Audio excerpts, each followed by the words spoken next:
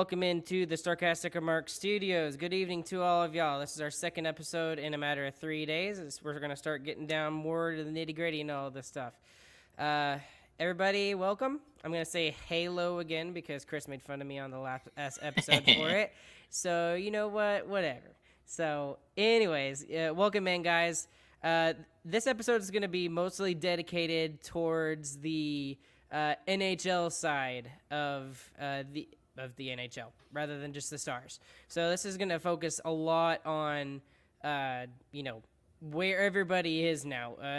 We're not going to go into crazy depth. We may hit a couple highlights, but for example, like goaltenders, holy crap, it was carousel this year. Anyways, Chris, I'll let you have the floor. How you doing? Hello, I am great. You're not going to say Halo? Nah, so dumb. Okay. All right, well, what do you want to get started with first, Chris? Because we got three things to talk about. We can do we can talk about the draft picks that the Stars got first, or we can do free agency or recent trades. What do you want to start with? We can do the draft first because that's the thing I know the least about. Okay. All right. So this is just a quick rundown of all the players the Stars selected from the 2021 NHL Draft. So.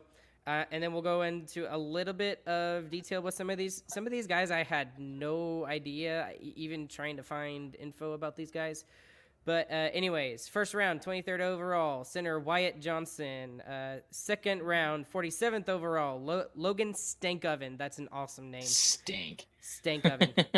In the third round, the third pick for the Stars in the second round, 48th overall. So we had the 47th and the 48th. Artem Grushnikov, that's the one Russian that we selected. He's a defenseman. And third round, 73rd overall, Ayrton Martino. I hope I pronounced that right. Left winger. Next, third round, 79th overall, Justin Ertel. Fourth round, 111th overall, Connor Roulette. Fifth round overall, 138th, Jack Barr. Fifth round, 143rd overall, Jacob Holmes. Sixth round, 175th overall, Francesco Archuri. I hope I pronounced that right again. That's a dope name, too. And then seventh round, 207th overall, Albert Schoberg. I hope I pronounced that right. I was about to say, did you look that up? Or, I have no idea how to say that. So, out of all of these players, it was 1, 2, 3, 4, 5, 6, 7, 8, 9, 10 guys. This is the busiest that the Stars have been in the NHL draft in a very long time. And of these 10 guys, 8 of them are Canadian. Excuse me. And one is Russian. That's Artem Grushnikov. And then our seventh rounder, Mr. Albert, is Swedish. So they were very, very, very busy in the NHL Entry Draft. Chris, you got anything to say about any of these guys? I mean, for overall, I really like the play of getting a lot of draft picks, especially since we have that new core that we see now with Miro and Gurionov and Hintz. Robo. That's what. Yeah, I think Robo's part of that now too. Yeah, Robo's definitely part of that now too. But now that we have those core guys, we need to find guys to fill up around them, and that's where these guys are going to come in, and that's why, especially in this draft, like I mentioned in the last podcast, having lots of draft picks is really great. I really like it. Well, we've talked about this extensively over the past, several weeks, is that this particular draft is a complete crapshoot. So honestly, the more darts you had, aka draft picks, the more chances you have to hit the board, which, based off of what I've read, a lot of media members are very impressed with what the Stars did and have ranked the Stars among one of the best drafting teams from this 2021 NHL draft.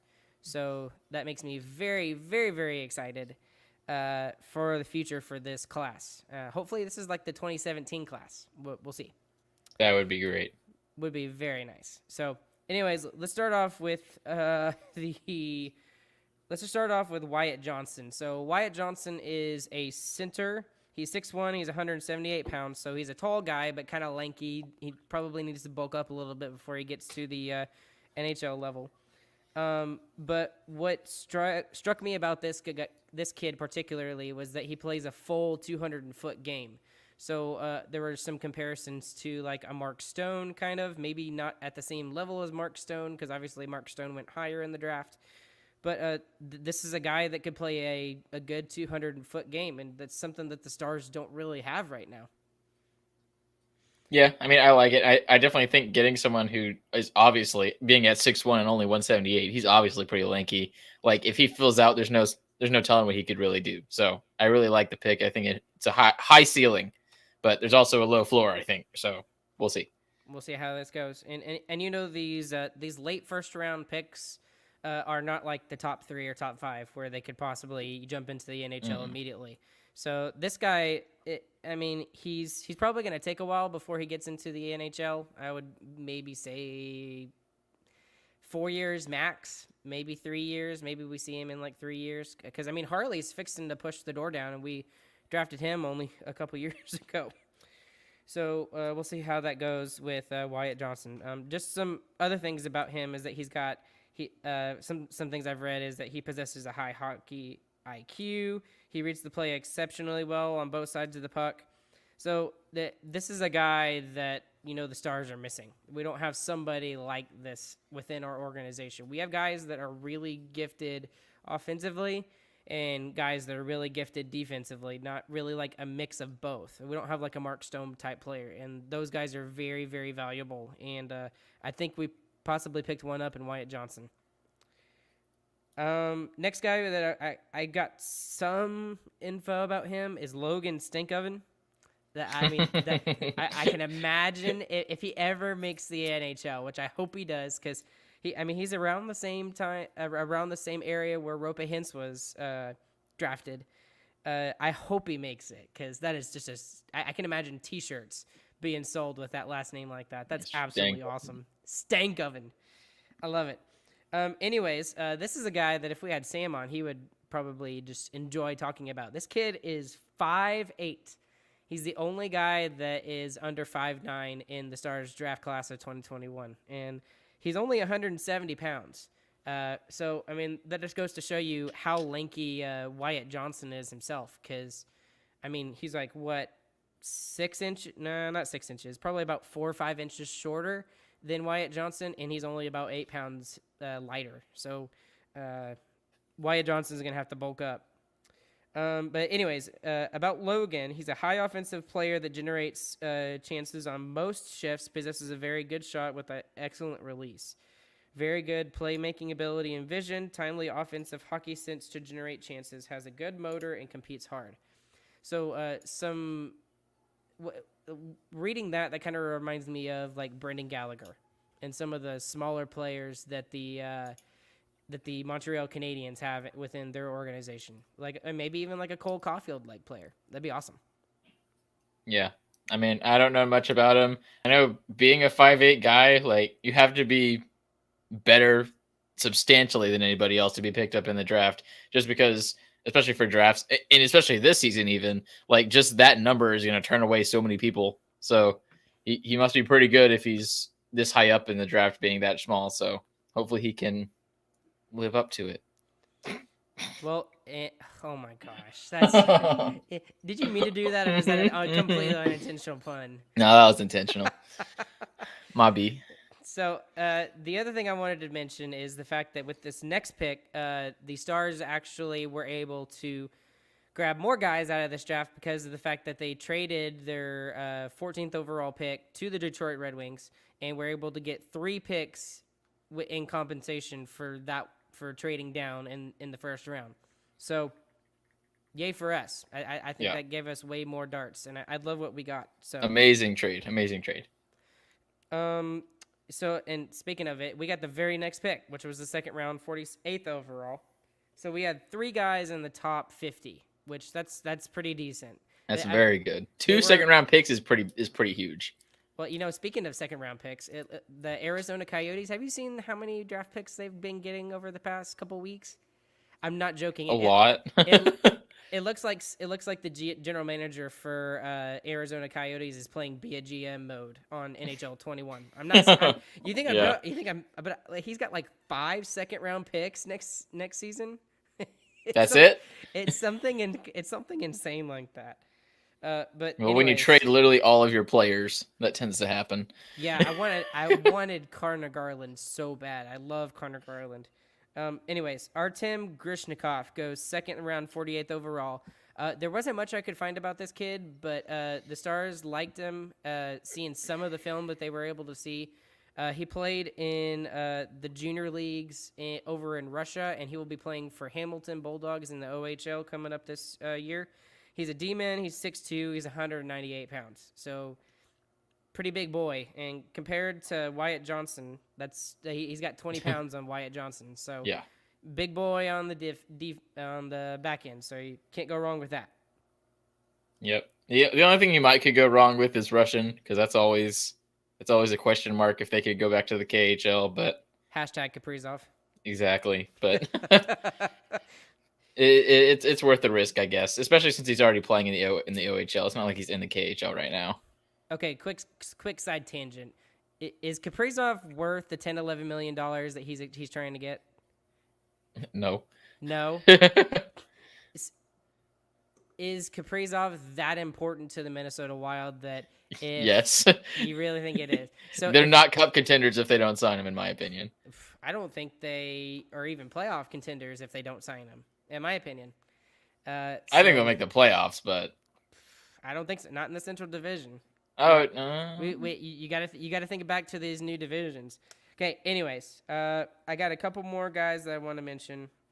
The last one I really wanted to mention was I guess it's Arton. I don't know. I'm just gonna say Arton because it makes more sense. Arton Martino, third round, 73rd overall. He is a left winger. He's a little on the smaller side, so he's 5'11", 160 pounds. You know anything about him, Chris, based off of what you've seen? Nope. I can't pay. I pay attention to so much stuff in the NHL. The draft, I can't do it, dude. I can't tell who's good in minor league stuff. I'm like, oh, that guy skated around there, but he's pretty good. He should be in the first round. Nope. Fifth.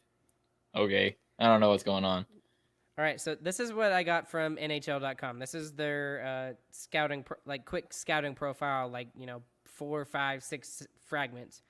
They wrote, excellent skater that quickly gets into top gear to create separation with or without the puck. A highly skilled offensive player that consistently makes creative plays and creates scoring chances. Quality finishing ability both off the rush with speed and in tight. Slippery and difficult to contain. So I know that we just talked about it, but that kind of gives me some Kaprizov vibes. Kaprizov is very creative with the puck, and he can create some separation in places that others can't.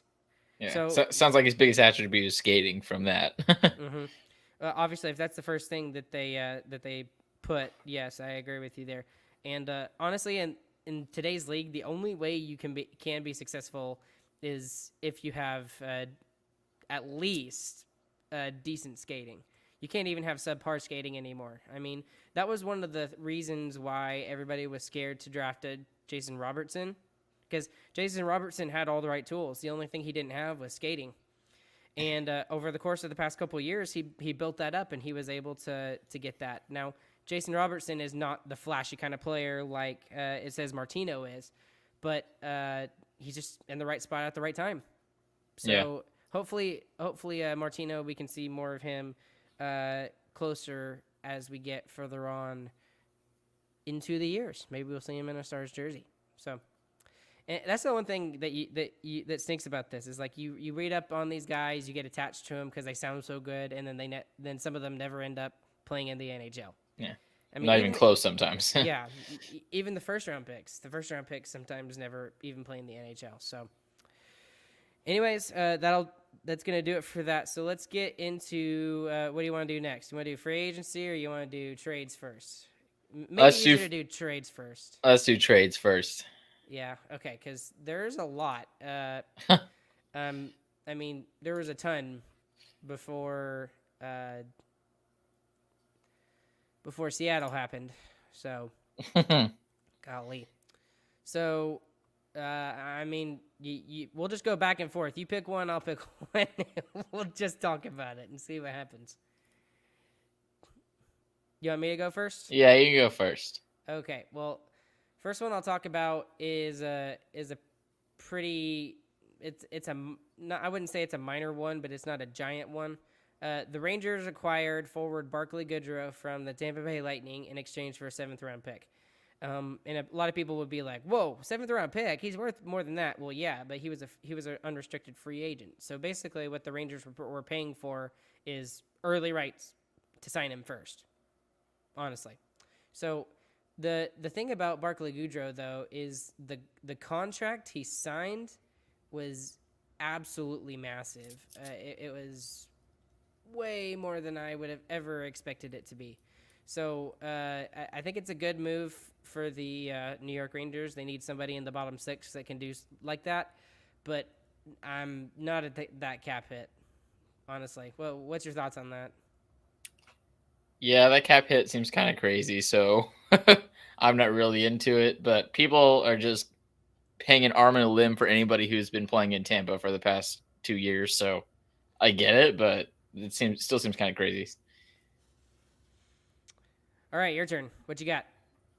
Okay, so I've got a really good trade, kind of, but so I have New Jersey acquiring Ryan Graves from Colorado before the expansion draft, and that was for uh, forward Mikhail Maltsev. Yeah, sure, and a second round pick, but that's a good trade for New Jersey. They get Ryan Graves for not that much, and that just makes Colorado Avalanche worse. So I just want to talk about it because I like that.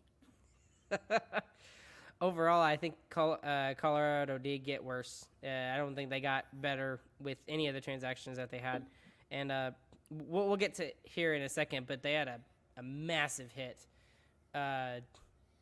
recently, so okay, my turn. I guess let's keep going and let's go with.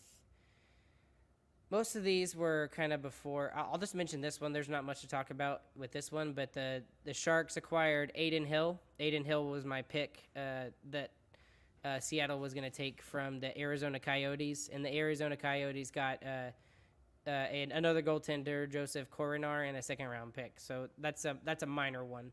But another one I wanted to talk about was this is kind of a 2-in-1 kind of deal. So what happened was Philadelphia acquired Ryan Ellis, who that's a big guy. That's top 4 Nashville Predators, played with Yossi quite a bit, and he got traded from Nashville to Philadelphia in exchange for Philip Myers and forward Nolan Patrick. So Nolan Patrick had just kind of wanted out of Philadelphia, needed a new change of scenery, and it seemed like that it was a good fit for him in Nashville. But Nashville then turned around and immediately flipped him to Vegas, and Vegas traded Cody Glass for Nolan Patrick. So like both of these guys, Nolan Patrick, Cody Glass, I guess that their team soured on them because they were decent. They were decent prospects, and I guess they just haven't fully lived up to their what each team thought was going to be better. So maybe they were both just like, here, take this guy, and you give me that guy. Sure, why not? So, thoughts on that? Weird. Weird. Go for it. Okay. That's all I got. Yep. All right. I'll get the first big one, and this is going to lead into the free agent thing. So you already know what I'm going to say now. Blackhawks acquire Seth Jones for a first. They acquire Seth Jones and a first round pick and a sixth round pick from the Columbus Blue Jackets in exchange for Adam Boqvist. I can never say his name. Boqvist. Okay. A second round pick and a first round pick in 2021. And then Seth Jones signs the crazy contract. They're Stanley Cup contenders now, Christian. No, they're not. They might make the playoffs finally now, though. At least I don't get that narrative. I don't understand. Everyone's talking about Chicago. Okay, let's just do it because we've already gotten to it. Okay, yeah. So we talked about the trade for Seth Jones going to Chicago. We saw that coming because Caleb Jones is now there. And then Vegas flips Marc-Andre Fleury for Hakkinen or whatever his name is. Everybody remember his name, because there's going to be like someday in like Jeopardy for the double Jeopardy question. That's going to be the answer is who was Marc-Andre Fleury traded for when he went from Vegas to Chicago. The Vezina Trophy winning goalie. The Vezina Trophy winning goalie gets traded for literally nothing. This guy played in both the ECHL and the AHL this season. That makes no sense whatsoever. Absolutely no sense. And the worst part about it is the fact that Marc-Andre Fleury wasn't even notified about this trade from either. And you know, most of the I guess you could say the bad stuff should go to Vegas for this, but Chicago's in on this too. If you're gonna trade the guy, it's the team's responsibility to do that, not the team that's gonna receive him. Because like, what is Chicago gonna do? Jeopardize not getting the deal? Like, that's not on them. They're trying to get Marc-Andre Fleury, and if they tell Marc-Andre Fleury and he gets mad at ownership, then maybe they don't make the trade. Like, that's not gonna happen. But it's all on Vegas. I liked Vegas when they first came to the league. I thought it was pretty cool, you know. But now I don't like them. They suck. Their front office has kind of screwed over Fleury from the moment he stepped there. He was never a bad goalie, and they never had full faith in him, really, in the net after that first season for whatever reason. So I very much dislike Vegas. I think what they did was really awful. And I think players are gonna notice, and they're not gonna think highly of Vegas's management for a while. So I think their payback's coming. It just won't be very noticeable for them. You know, I've almost wanted Vegas to win the cup when they were against the Caps, right? I mean, no. Who could have written a better like Cinderella story? Like nobody. The better Cinderella story was Alexander Radulov. Alexander Radulov. Alexander Ovechkin winning the cup was the better story. Okay, that's still true, but the thing about the Vegas Golden Knights is they came in as like the misfits, right? They were the team, the Mighty Ducks. Yeah, that like they are the group of players that nobody wanted, right? And they were just the cast-off, so whatever. Because and especially some of them were sent to Vegas so that Vegas wouldn't choose other players, right? So and now they've lost that. I mean, they lost that after, especially the first year, but after the second year was pretty much gone. And now they're this team of, like, they've got all these great players, and it's everything. But the word that keeps getting thrown out there that I keep seeing on Twitter through the media is this word loyalty. There is absolute no loyalty to players if you play for the Vegas Golden Knights. Yeah. I think that's going to come back and bite them later. I mean, I think it's going to be tougher for them to sign free agents. I think Dallas has had a really good time of re-signing older players because we care about our players. We're giving them the no movement clause, and like, yeah, that kind of handcuffs us sometimes, but it's not. Otherwise, we're not getting the player. It may handcuff us a little bit, but it's not like terrible. Exactly. So it's worth it. So we'll use the Suter example. It's worth it for us to get Suter, give him peace of mind, make him happy as a person, to have him on this hockey team for a couple of years and to be a good player for at least a couple more years to give us a chance at the cup. And other teams other players will see that, and we'll see that we are giving people what they want. Like, all Suter wanted is a stable place to end his career. That's exactly what we gave him. So if we can keep being good to players, people will keep coming back and signing good contracts. Like, Miro signed a really good contract with us. I'm sure his agent knew that the market was way higher than that. Oh, for him, definitely. But Miro is happy here. He wants to stay here. If Seth Jones can get 9.5 on the market, Hayes Kinnan could go out there and get 10, honestly. If that's the case. I don't know what it is about Seth Jones. I mean, he's great, but he's not like a game-changing player in my opinion. Really, he's not a Paul Coffey or a Connor McDavid or a Sidney Crosby or an Alexander Ovechkin, and yet he's getting paid like it. Alexander Ovechkin just signed a contract for $9.5 million. and I just don't get it. I don't get that contract. But anyways, back to Marc-Andre Fleury. I went on a whole tirade on Twitter about how much I hated Vegas now, and how much Vegas is like a trash organization now. And you know, I hate it because there are some players that I like in Vegas, and it's not the players in Vegas I hate; it's the management. It's the management and the owners. And the owners set this expectation on themselves when they're like, "We're going to win a cup within 5 years." They said that. They said they're going to win a cup within 5 years. So, and they've had so much turnover. I mean, Nate Schmidt is gone, and he was beloved in Vegas. And now Marc-Andre Fleury is gone, and he was even more beloved in Vegas. He is the Vegas Golden Knights. He was the face of the franchise, and now he's gone. And not only for nothing, but the way they treated him when they left. And the Vegas Golden Knights response to this was after they found out that Fleury found out on Twitter. They were like, "Oh, well, we told him a couple weeks ago that Chicago might be interested in him." That doesn't matter. That absolutely doesn't matter. You still tell a future he will be in the Hall of Fame. A future Hall of Famer, the guy that just won the Vezina, you give him the benefit of courtesy and telling him that he's getting traded for nothing. And just tell him it's completely not personal or anything like that. We just don't want to pay your cap hit. That's what it is. I mean, it could have been as simple as that, and maybe a Marc-Andre Fleury would be okay with it.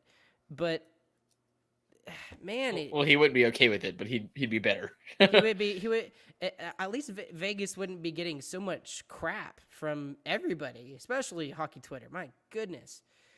Okay, that was a complete random side thing, but I mean, we went from Blackhawks to Vegas, but whatever. Okay. Anyways, I'm gonna go to next trade. And wait. How much better are the Blackhawks now, though? Because Fleury did decide to play in Chicago now. Yes, that's true. He's gonna do that. We should have mentioned that. So he did say in the past that he wanted to retire as a Vegas Golden Knight. That's obviously not going to happen. And that was the initial reaction, that he was gonna retire and not show up in Chicago. And then he had a short little 5-second video that he sent to the Chicago Blackhawks Twitter people that said, "Hey, I'm ready to go. Let's go." So, I mean, he can still play. So, does that make them a Stanley Cup contender? Absolutely not. Does it make them better? Yes. Does it make them a playoff contender? No. I still don't think they make the playoffs. You don't think they make the playoffs with Seth Jones and Marc-Andre Fleury? No, I don't.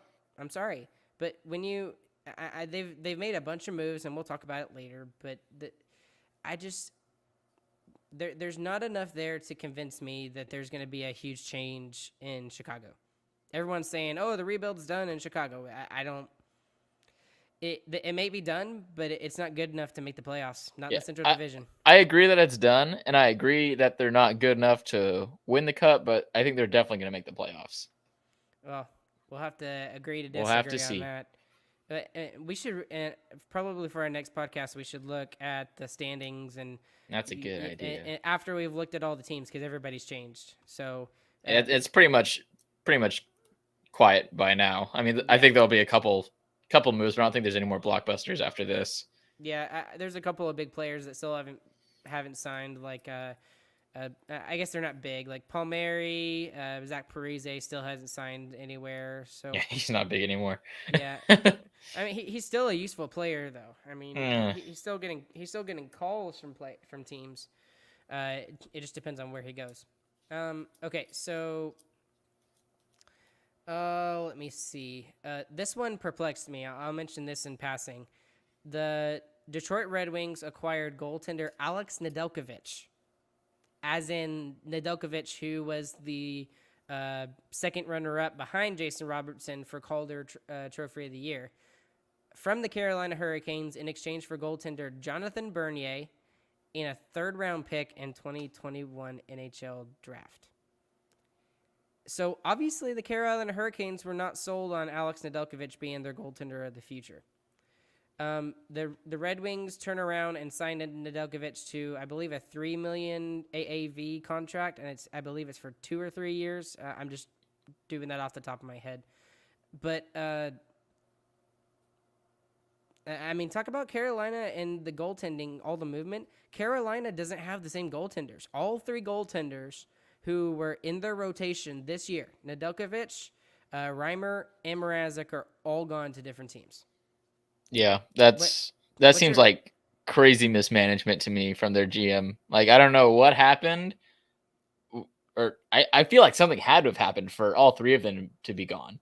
You know, like it just seems insane because it wasn't what was his name? The prospect guy that was gonna like play this year. What's his name? Carolina's goalie. You just named all three of them. The first one that you said. Nedeljkovic? Yeah, like how is he traded? That doesn't make any sense. I Like, mean, he played in the playoffs for them, and he yeah, was their starting goaltender starting in the playoffs. I don't, and obviously they weren't sold on him. That's the only thing I can think of. In that, this was just a flash in the pan, and he had a good year, and he's not as good as they as a lot of other people say he's going to be. So well, I don't know. if he's right, he's a genius. Well, the other reason why I think that Carolina is wrong in this is who's on the other side. It's Detroit. Who is Detroit's GM? Steve Yzerman. Yzerman is responsible for the the building of the Tampa Bay Lightning. I think he found his Andre Vasilevsky, if you ask me. I'm not saying Nedeljkovic is going to be as good as Vasilevsky. That will not happen. But he's definitely found a goaltender that he likes. I just don't understand that trade whatsoever if you're the Carolina Hurricanes.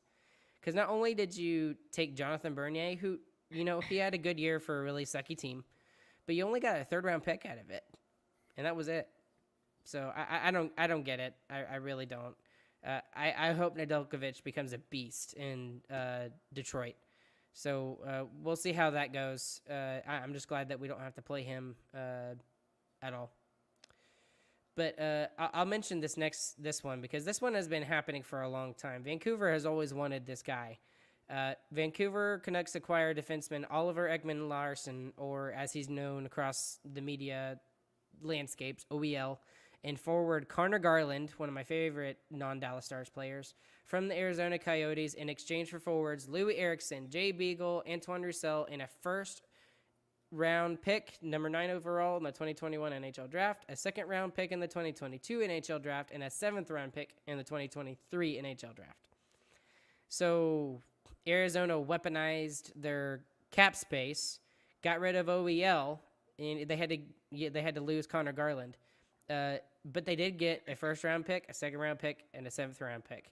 And they got 3 players who are going to be off the cap next year. Exactly. That's the next point as well. And from the Vancouver side, you get, especially for Jim Benning, he loves Oliver Ekman-Larsson. He's been trying to get him for multiple years now. And you got Connor Garland. And as soon as Connor Garland got there, a couple days later, they signed him to a decent deal for Connor Garland, and he's going to be playing top 6 minutes with the Vancouver Canucks. So, but that's a lot to give up if draft pick wise. You lose the first round pick, number 9 overall, a second round pick, and a seventh round pick. So that just seems like a lot to me. And I understand why they got Eriksson, Beagle, and Roussel, because all those contracts were terrible contracts. And they expire this year. Right. So yeah. So what I heard from some of my friends who are Canucks fans is that the GM's on the hot seat, and this is the Hail Mary throw. So if he doesn't try and find a way to turn this team around quick, then he's gone anyway. So he's not caring about the cap for the next couple of years, obviously, because they are right back in cap trouble. Yeah. And he is hoping that Oliver Ekman-Larsson figures it out. Like, that's it. And if he does, then he's a genius, and he will keep his job. And if not, he screws over the next GM. So we'll see. I don't think it's gonna work.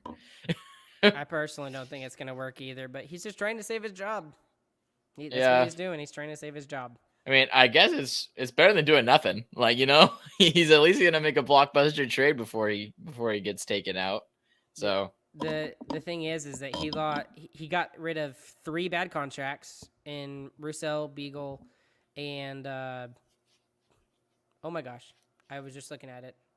I already forgot it. Louis Erickson. What are Yeah. you talking about? You already forgot So about Louis Erickson. I already forgot. Yeah, sorry. So 2 former Dallas Stars players and Jay Beagle, but that's a lot to give up for them to take your bad contracts. A first, a second, and a 7th, and you lose Connor Garland.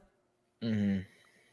I don't know, but that I thought that Arizona won that trade hands down because they just have to pay those guys 1 year. Oh yeah, they're all gone, and they get to keep the draft picks for it.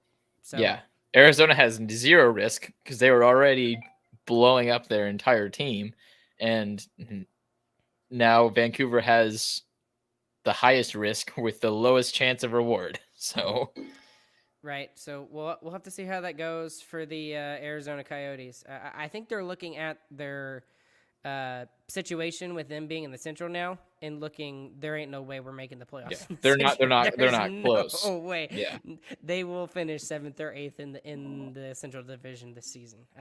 Well, definitely now, but even before all these trades, they might have too. Trades, yeah. So yeah, there's going to be a punt. They're going to be. I think they're going to be the worst team in the league punting next year. They're 100% punting. Yes, 4th down punting. For the that next as a couple GM, seasons. that is the biggest punt you can make. He's all the way on the 0. Yep, no joke. Okay, what else you got? All right, I got kind of a decently big trade. Brendan Dillon, to the Winnipeg Jets from the Washington Capitals, 2 second-round picks, 2022, 2023. I love that trade for Winnipeg. That's a great trade for Winnipeg, who needs help on defense, and Brendan Dillon is a great defenseman, and definitely was with the Washington Capitals.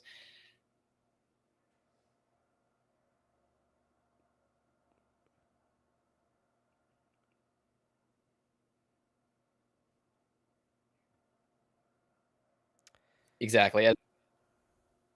Oh, I think we got disconnected there for a second. Oh, well. Well, we're back now. Yeah, we're back now. Well, it's a great trade because the Jets are trying to scrap for that last playoff spot, probably along with the Chicago Blackhawks now and us. But it's a great trade. I really think the Stars are going to be. I said it last year that they were going to get 4th, and I can only see them getting 2nd or 3rd this upcoming season for the Stars, in my opinion. I think they will be 2nd or 3rd. We'll talk about that next week. Yeah, we'll talk about it next week. Okay. Anyways, I guess I'll mention one that I really like for Philadelphia because Philadelphia got better and they needed to replace Nolan Patrick after they traded him. But the Philadelphia Flyers acquired forward Cam Atkinson from the Columbus Blue Jackets in exchange for forward Jakub Voracek. So Voracek is getting older. He's he's getting up there in age. And Atkinson is a good, useful top 6 forward who can score goals for the Philadelphia Flyers. So I really like that trade for Philadelphia. And Columbus is just trying, they're just trying to start a rebuild. I expect to see more trades from the Columbus Blue Jackets before the season starts, especially on the goaltending front. All right. My next one is Colorado Avalanche acquires defenseman Curtis McDermott from the Seattle Kraken. How dare they?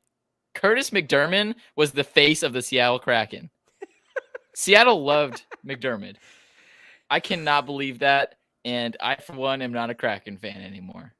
You were never a Kraken fan to begin with. Bro, I'm a crackhead. You don't even know. That's going to be the joke around the NHL is crackheads. That's what they're going to call themselves. That is hilarious. I would love it if they called themselves that. I would love it. Here's a steal of a trade, if you ask me, for Florida.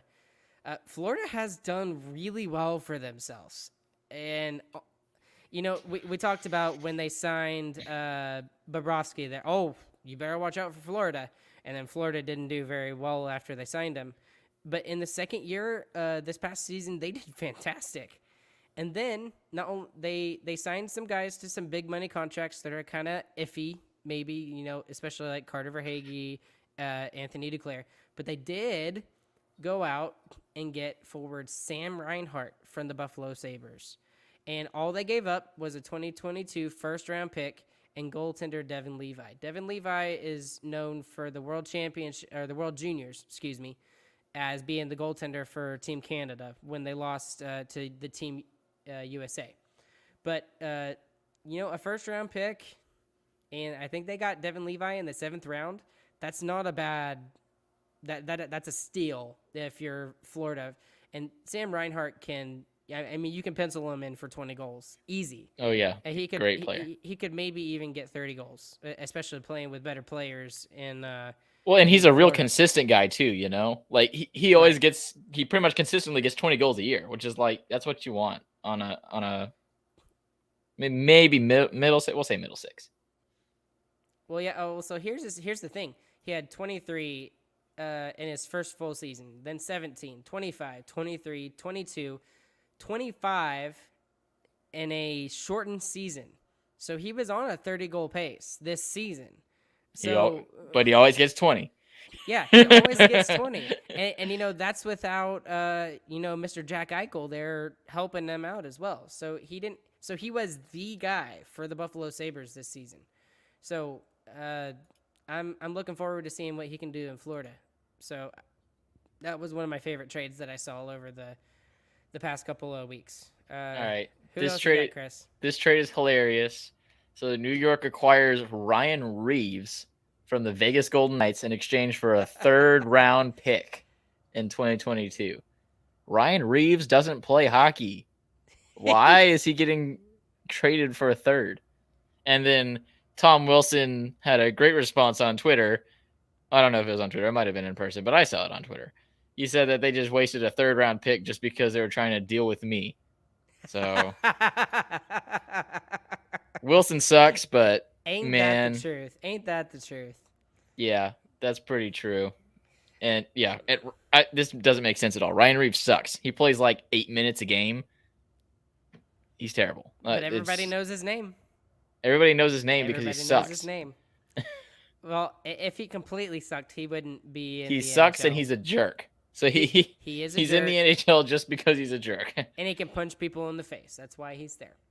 And get suspended. Yep. Oh goodness, my turn. Yeah, I think we're pretty much done.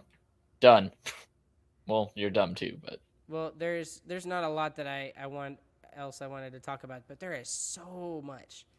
I mean, Washington got Vitek Vanacek back from the Seattle Kraken, or as Elliot Friedman said, Vitelli Vanacek. Autocorrect on Twitter. Calgary Flames acquire goaltender Dan Vladar for a 3rd-round pick. That was a good pickup for Calgary. Darcy Kemper to Colorado. Darcy Kemper goes to Colorado after, and we'll talk about that in a second. Vegas got Evgeny Dadonov from the Ottawa Senators. Carolina got Ethan Bear from the Edmonton Oilers in exchange for Warren Foegele. That's a pretty decent 1-for-1 trade going both ways. Nate Schmidt, after he got traded to Vancouver from Vegas, is already on his 3rd team in 3 years. He's with the Winnipeg Jets now. Winnipeg's their defense is starting to look really scary. I mean, when you have Neil Pionk, Nate Schmidt, and you also have Brendan Dillon, that's a decent like 3 of the top 4 guys. They could be good now instead of bad. Right. Chicago actually got Tyler Johnson, so that's one guy that we didn't talk about when we were doing the whole is Chicago a Stanley Cup contender again. Tyler Johnson's back in Chicago, and who else? That's about it. Yeah, you're right. There's a lot of trades, but one of the biggest ones was obviously the Darcy Kemper trade in Colorado. And then probably the next biggest trade was honestly the Marc-Andre Fleury trade, just because of how little they got back. Mm-hmm. Yeah. So, lots of players and lots of different teams. And I thought the trades would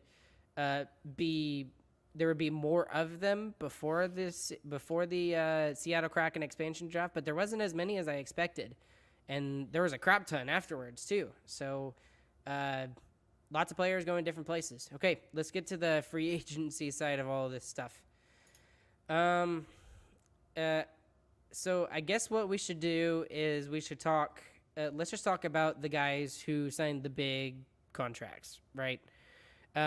Obviously, the biggest fish in this year's free agency market was probably Dougie Hamilton.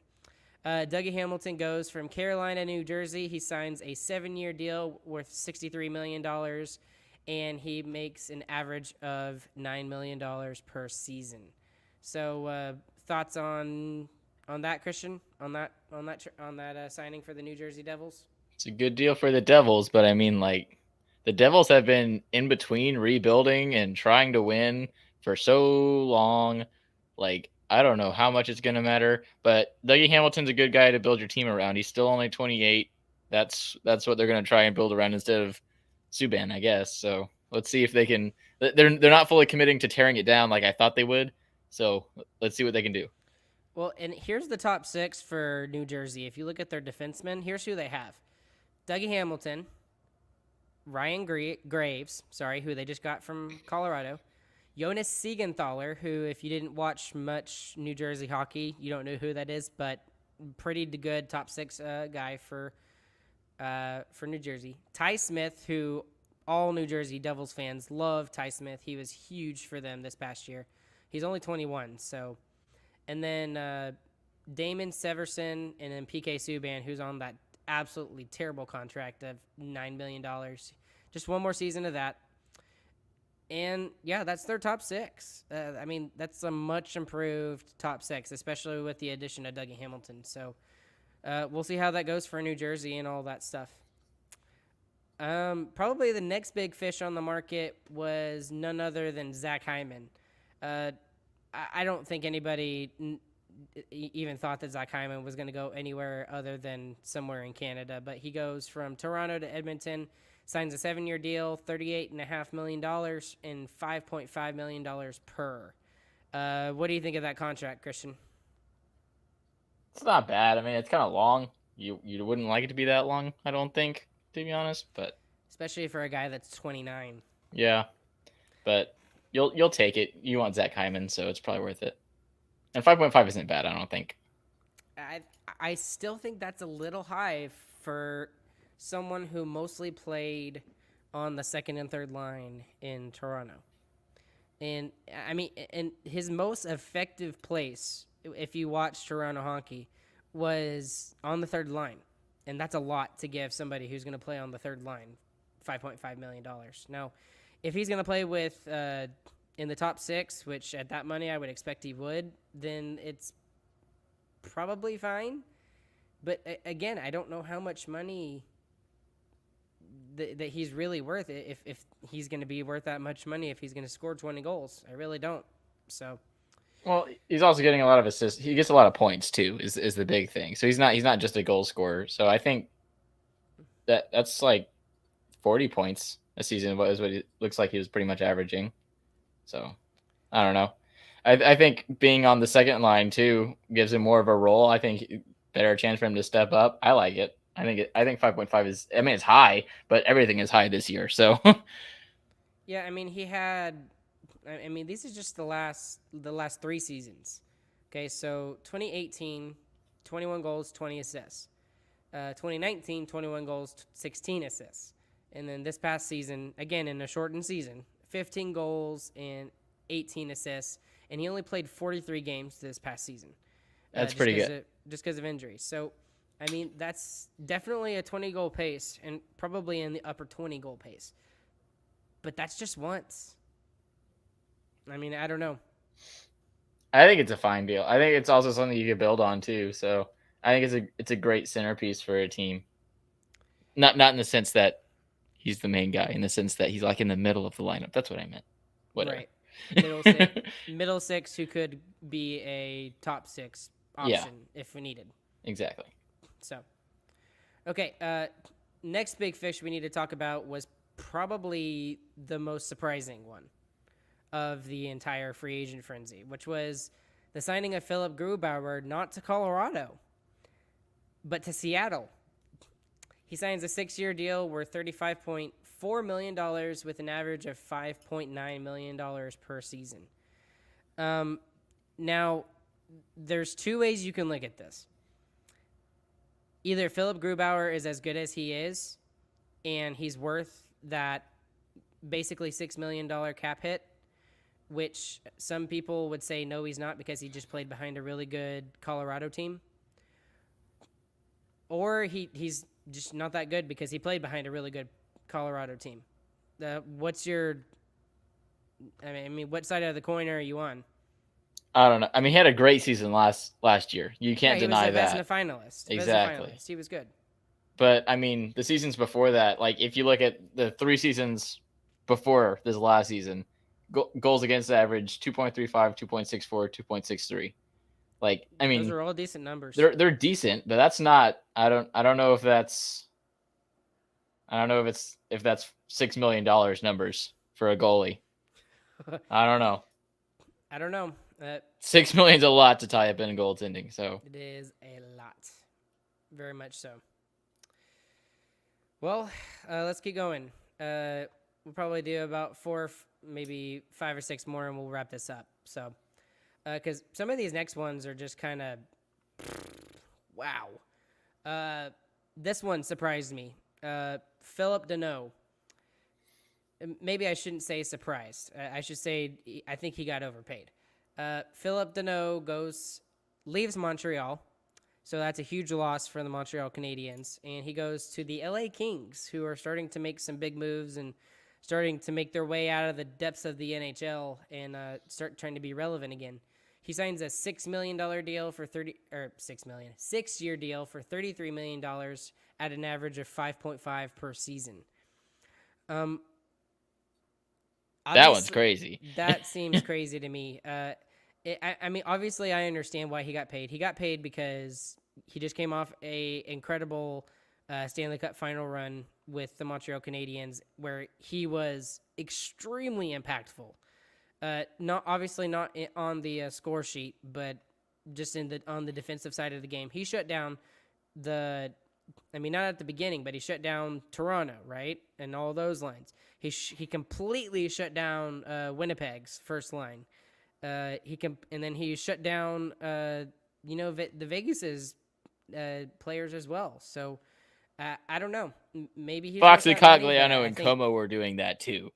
Right. And they're not getting paid that much money.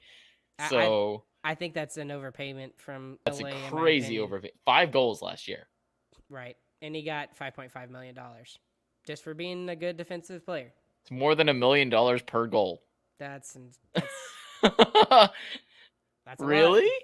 That's crazy. That's ridiculous in my opinion.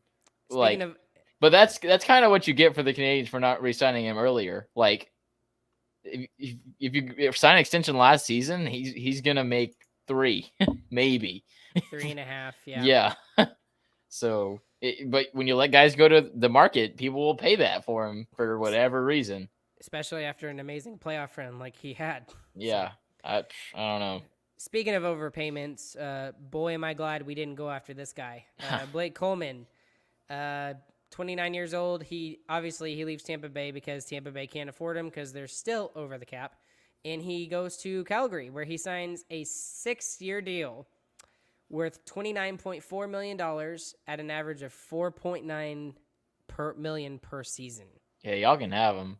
Yeah, for that price, I'm like, boy, you go right on ahead, because there is no way at all that Blake Coleman would be signing for that much in Dallas. There's not a chance Jim Nill would sign that.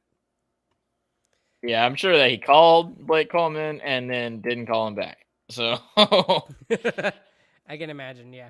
Yeah, that's a crazy price. I was thinking 3.5 maybe.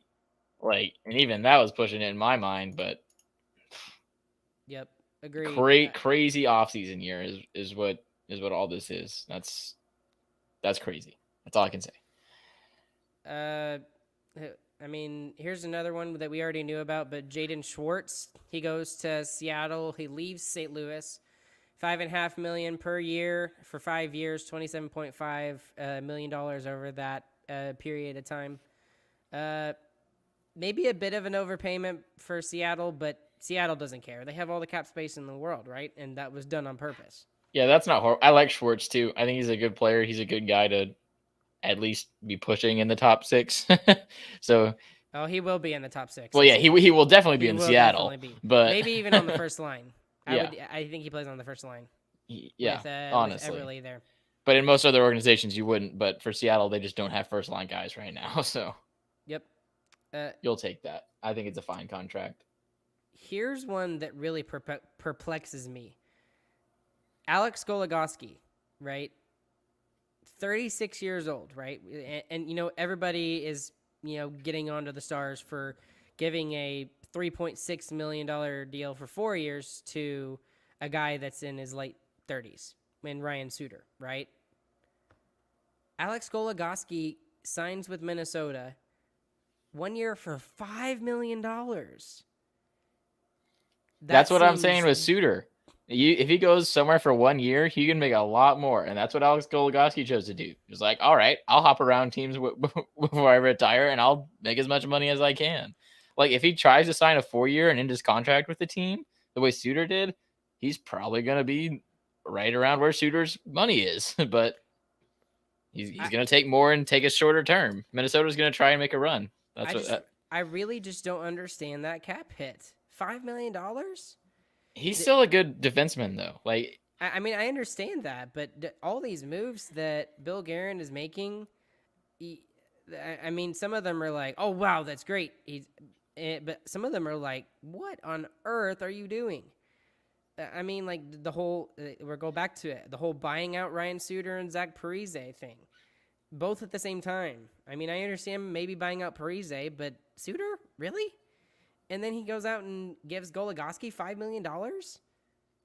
I don't get it. I really don't. I don't understand it. So whatever. But that's probably the biggest overpayment for me, in my opinion, out of any of these players on this list. Okay, let's just do 2 more each and then wrap this up for the evening, because we could go on for forever, but I want to get just a couple more. You want to go first? Or you want me to go first? I'll do Getzlaff. We were looking at Getzlaff apparently, but he stays in Anaheim for 1 year at 4.5, which again, that's kind of a lot for a guy who's 36, but we'll see. It's also kind of confusing. Like, if you're going to stay there, like, wouldn't you want to stay there for a longer amount of time? Like, if I would just want to stay in Anaheim, I would have signed a longer term, but whatever. I don't think that was in the plans for the Anaheim Ducks, though, is my thing. I don't think they wanted to give him a 2 or 3 year deal.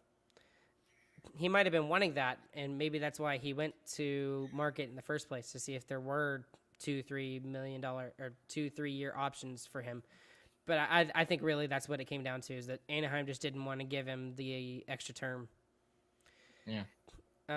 Here's one of the biggest ones that doesn't really surprise me, but it's a really good signing. Is Linus Ullmark, the former goaltender of Buffalo, goes to Boston. 4-year deal, $20 million, $5 million per season. I think that's an excellent deal. Absolute excellent deal for Boston. Some people said that it was an overpayment just because of it's Linus Ullmark and everything. But Linus Ullmark has been a really good goaltender for a really crappy team for a long time.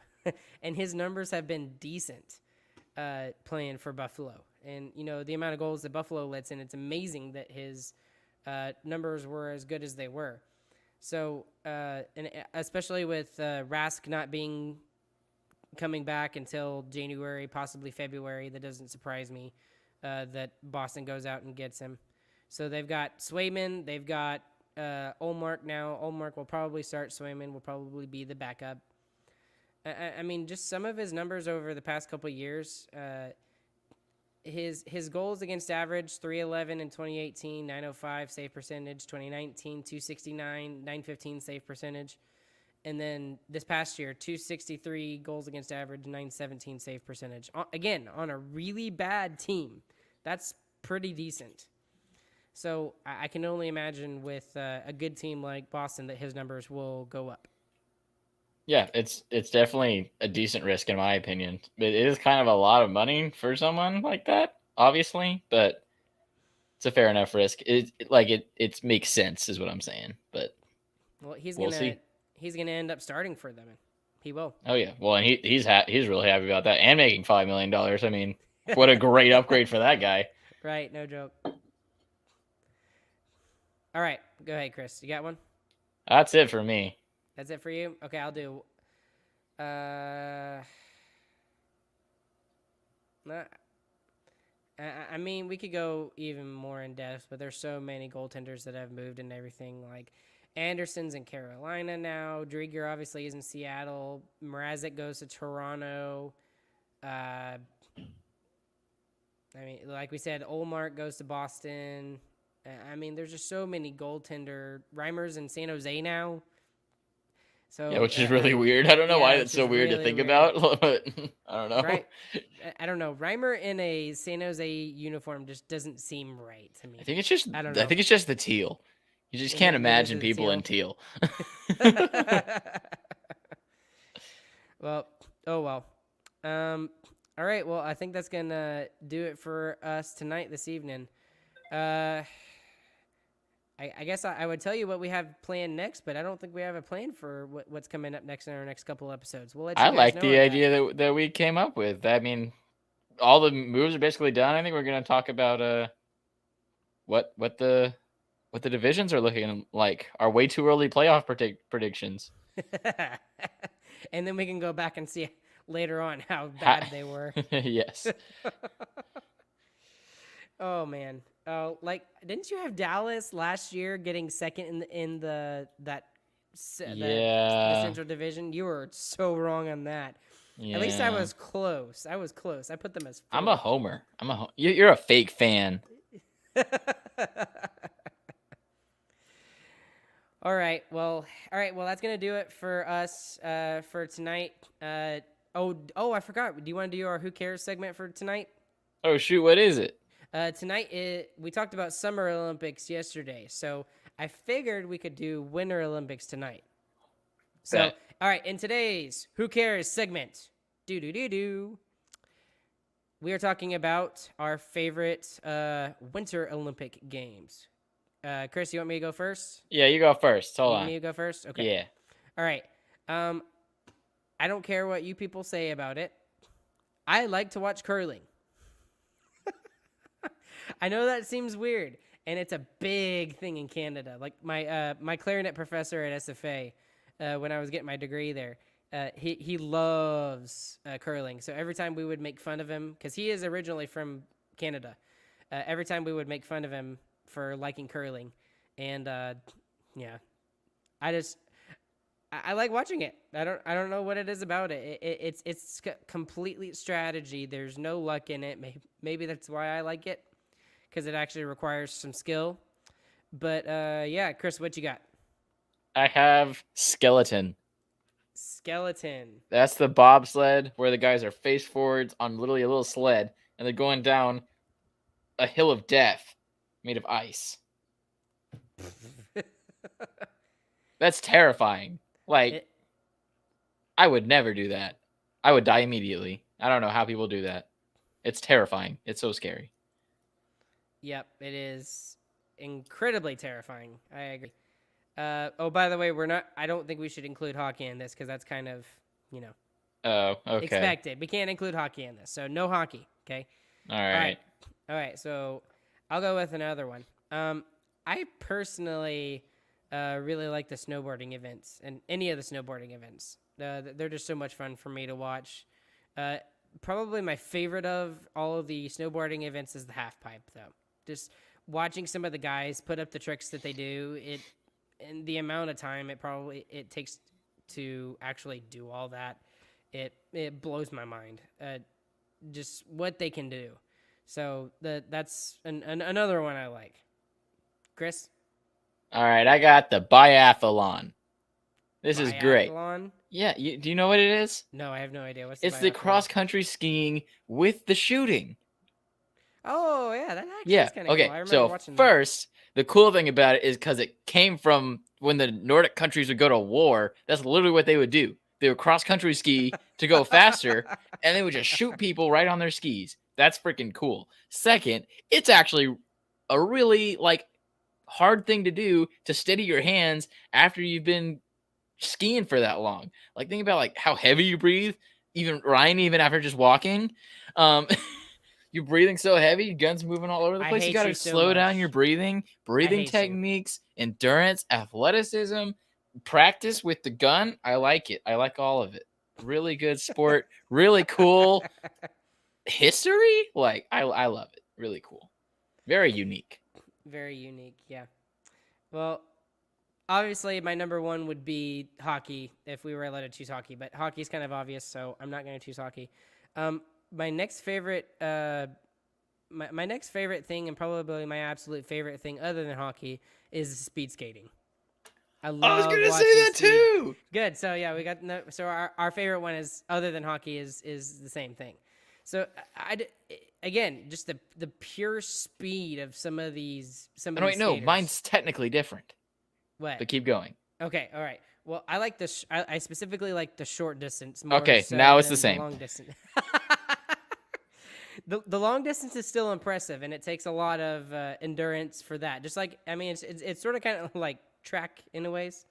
It's almost like winter. It's almost like the Yeah. winter Olympic version of track, just because of all the different distances they have and stuff. But I just remember several years ago, Apollo Antonono and some of the races that he was in, and I had so much fun watching his races and just the races in general. He is the reason why I even partially watched the speed skating events. So that's honestly my favorite. All right, it's my favorite because of the fact that you can win when you're like 2 laps behind still.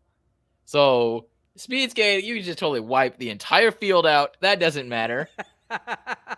It Let doesn't there be no matter. purpose Get or an up, accident. get up, and keep skating. But the guy who was in fourth, he just beat y'all. So just because he was so far behind y'all, they didn't get hit. He wins. So there you go. I remember there's that video of that guy was in dead last, like a quarter lap behind people, and it was like a 3-lap race, and he won gold just because he was chilling. What a great sport! You love that. The person who is obviously worse than the other 3 people winning, that's good. Parody. I can't remember what event it was, but there was one event I was watching, and I believe it was when it was in. It might have been in Vancouver.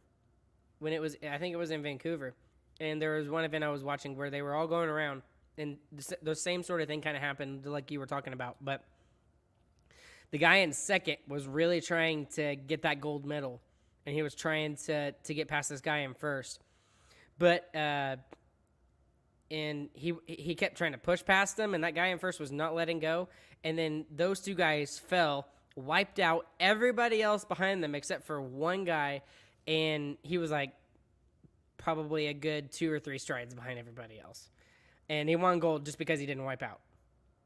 So I love speed skating for that fact because it can change so quickly. Honorable mention for downhill snowboard racing for the exact same reason. You just wipe everybody out. That's wonderful. I love that. Great. It's like NASCAR but with human bodies.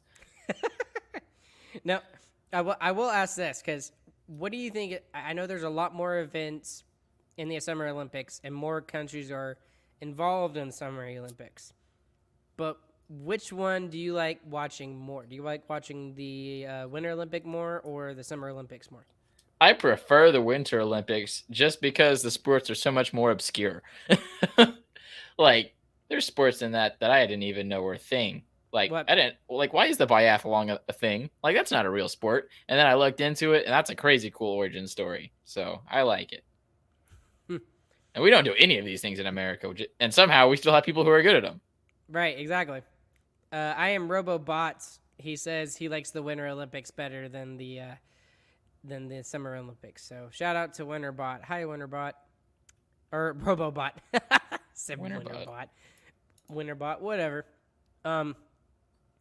Obviously for me it's winter. It has to be winter. just because, I mean, first off, hockey, but I mean, just listen to these sports. These are just the sports that are held there: alpine skiing, biathlon, bobsleigh, cross country skiing, curling, figure skating, freestyle skiing, ice hockey, luge, Nordic, short track speed skating, skeleton, ski jumping, snowboarding, speed skating, and the list goes on from there.